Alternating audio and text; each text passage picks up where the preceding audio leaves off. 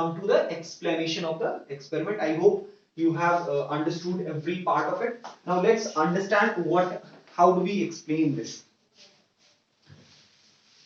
See, when this was discovered, when this photoelectric emission was discovered, this experiment or this phenomenon was discovered, during that time, which theory of light was prominent? Wave theory. Wave theory. Yes, wave theory was prominent. During the discovery of this phenomenon, wave theory was prominent. It has been confirmed by Hertz that light is electromagnetic wave. And after a long struggle, there is a story of how we arrived at electromagnetic wave theory of light. And after that, light did not want it to reveal itself completely, and then during this process only it gave you this new phenomenon of photoelectric emission. So that is an entirely new theory, entirely different story that I will tell you in a later class. But right now, what we have to understand is that when this photoelectric emission phenomenon was discovered, during that time, which theory was prominent? The wave theory of light was prominent. So obviously, this was a phenomenon related with light. So what do you want? You want to explain this phenomena using wave nature of light. Yes or no?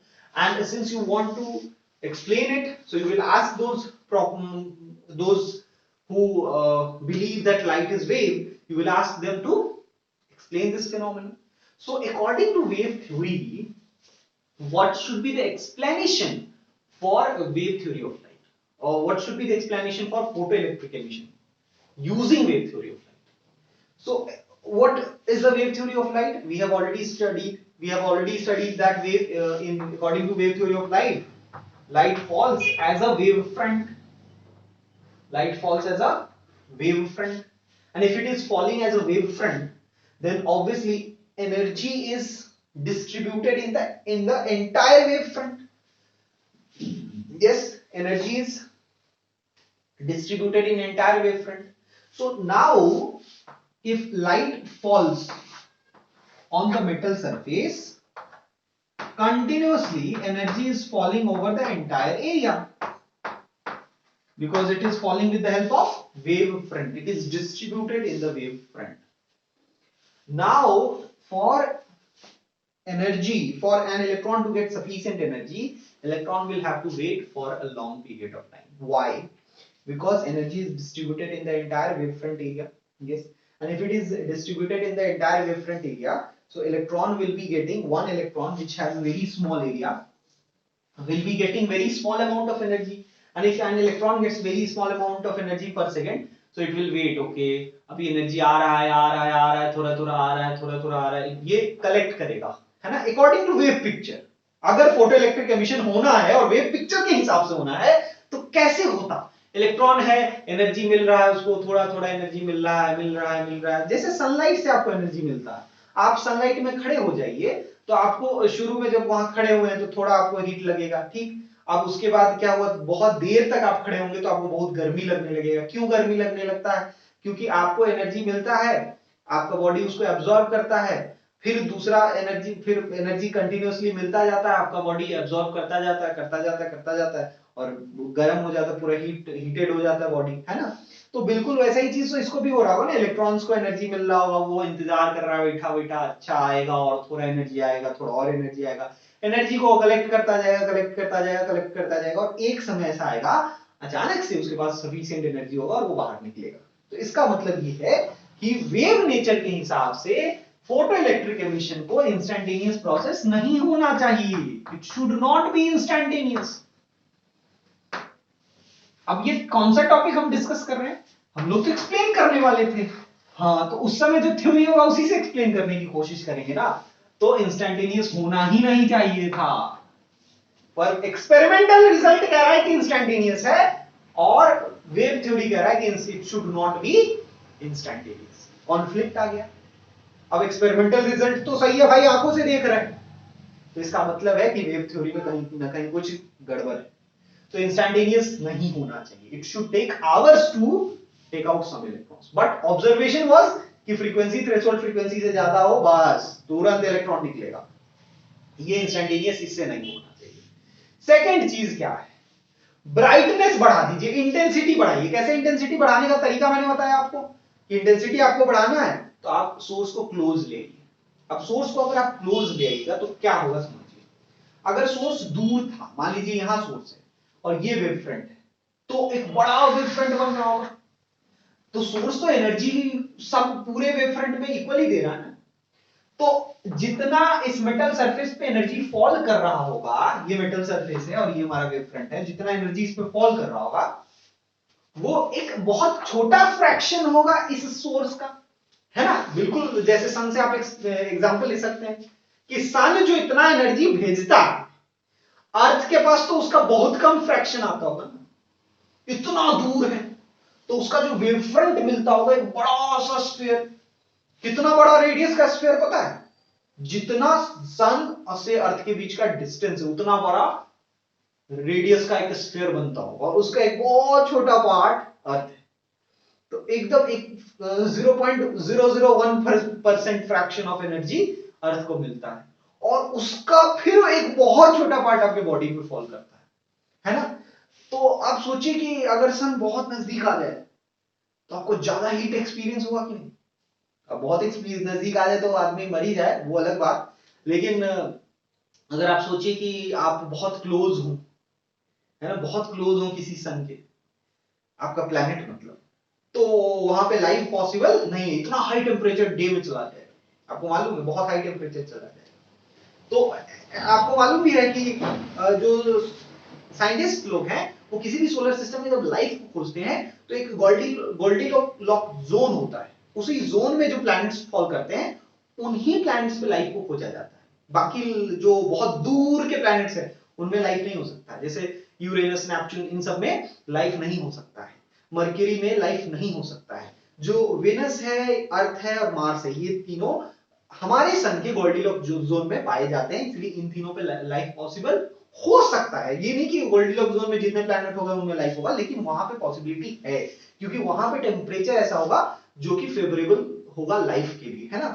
तो जब नजदीक आता है, बहुत नजदीक आ जाए source of light, तो obviously हमको हीट ज्यादा लगता है। क्यों लगता है ज्यादा, क्योंकि वेव फ्रंट, आप देखिए पूरे वेव फ्रंट में एनर्जी इक्वली डिस्ट्रीब्यूटेड है।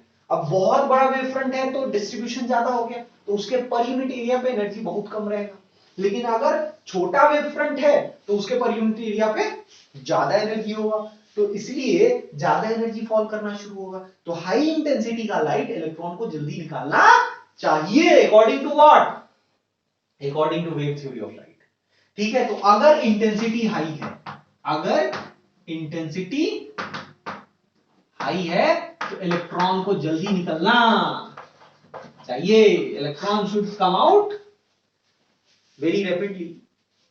लेकिन हम देखते हैं कि अगर थ्रेशोल्ड फ्रीक्वेंसी से कम फ्रीक्वेंसी का लाइट फॉल कराते हैं तो इलेक्ट्रॉन निकलता ही नहीं, कितना भी इंटेंस कर दो, मतलब सन को एकदम मेटल के नजदीक ले आओ तब भी नहीं निकलेगा, है ना। ऐसा कैसे हो गया, सोर्स है और एक ऐसा सोर्स ले लें जिसका थ्रेशोल्ड फ्रीक्वेंसी से कम फ्रीक्वेंसी है, और उसको नजदीक ले आए, मेटल से एकदम टच करा दें, तब भी उसमें से एक इलेक्ट्रॉन नहीं निकलेगा। तो ऐसा कैसे हो गया भाई, इंटेंसिटी बढ़ाने से तो इलेक्ट्रॉन को आराम से जल्दी निकलना चाहिए था, लेकिन ऐसा तो नहीं हो रहा है। तो यहां पे भी वेव थ्योरी एक्सपेरिमेंट को एक्सप्लेन करने में पूरा फेल हो जाता है। अपार्ट फ्रॉम दैट, इंटेंसिटी वाले चीज को एक और तरीके से एक्सप्लेन किया जाता है कि इंटेंसिटी हाई होने का मतलब एम्पलीट्यूड हाई होना, मतलब हाई एम्पलीट्यूड के साथ इलेक्ट्रिक फील्ड क्या हो रहा है।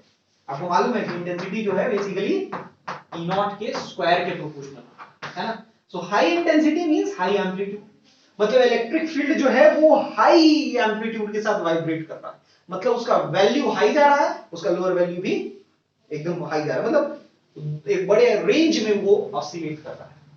तो अकॉर्डिंग टू वेव थ्योरी कैसे इलेक्ट्रॉन एमिशन हो रहा होगा, उनके हिसाब से ये है कि इलेक्ट्रिक फील्ड अगर ज्यादा है तो वो क्या करेगा, बड़ा वैल्यू देगा, फोर्स इस इलेक्ट्रॉन पे ज्यादा लगाएगा, है ना। आपको मालूम है फोर्स जो होता है वो कितना होता है, क्यू की, ठीक। तो इलेक्ट्रॉन तो फिक्स है, इलेक्ट्रिक फील्ड का वैल्यू ज्यादा होगा तो फोर्स ज्यादा लगेगा, फोर्स ज्यादा लगेगा तो इलेक्ट्रॉन के पास ज्यादा एनर्जी आएगा। तो हाई इंटेंसिटी वाला जो लाइट है उसका एम्पलीट्यूड हाई होगा और वो ज्यादा फोर्स लगाएगा, as a result electron should come out very rapidly. ये भी कहानी था, लेकिन ये भी ऑब्जर्व नहीं हो रहा है। Why? वी सी की इंटेंसिटी कितना भी ज्यादा हो, फ्रीक्वेंसी अगर नहीं है, थ्रेशोल्ड फ्रीक्वेंसी ज्यादा, इलेक्ट्रॉन निकलता ही नहीं। तो ये भी जो प्रेडिक्शन है वो भी फेल हो गया। तो एक बार फेलियर हम लोग देख लेते हैं कि how photoelectric effect could not be explained by wave theory of light. ठीक है, I will read it out, almost all the points we have covered.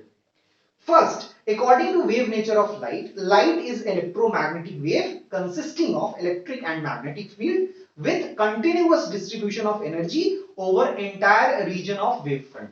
है ना, ये सिंपल चीज हम लोग ऑलरेडी डिस्कस कर चुके हैं। अब इसके हिसाब से एक्सप्लेनेशन क्या होना चाहिए? As the intensity of light increases, so does the amplitude of electric field. जैसे इंटेंसिटी ऑफ लाइट बढ़ा वैसे ही इलेक्ट्रिक फील्ड का एम्पलीट्यूड बढ़ेगा और मैग्नेटिक फील्ड का भी एम्पलीट्यूड बढ़ेगा। So energy absorbed by electron should increase with increasing intensity. मतलब maximum kinetic energy of electron किस पे डिपेंड करना चाहिए? इंटेंसिटी पे। लेकिन हमको मालूम है कि maximum kinetic energy of electron जो है इंडिपेंडेंट होता है किससे? इंटेंसिटी से। और किस पे डिपेंड करता है? फ्रीक्वेंसी पे। तो इसका मतलब ये हुआ, अगर हम लोग वेव थ्योरी को माने तो उसके हिसाब से a sufficient intense beam of radiation should impart enough energy for electron emission, so there is no necessity of threshold frequency which contradicts the observation, है ना? So according to wave theory, high intensity light जो है electron को आराम से निकाल लेना चाहिए, तो कोई थ्रेशोल्ड फ्रीक्वेंसी का जरूरत नहीं होना चाहिए। बट we know कि there is a threshold frequency, so the explanation by wave theory actually contradicts the observation. Next, kinetic energy maximum of electron should increase with increasing intensity, है ना, ये भी हम लोग बात कर ही चुके। But contradicts the observation that a maximum kinetic energy of photoelectron is independent of intensity and depends on frequency. Next, energy of wave is distributed over the entire wavefront. So, electrons should take time to absorb sufficient energy and come out of metal surface, which contradicts the instantaneous nature of photoelectric current. So, all of these points we have discussed from the notes. So, this was the complete failure of wave theory of light. It could not explain it entirely.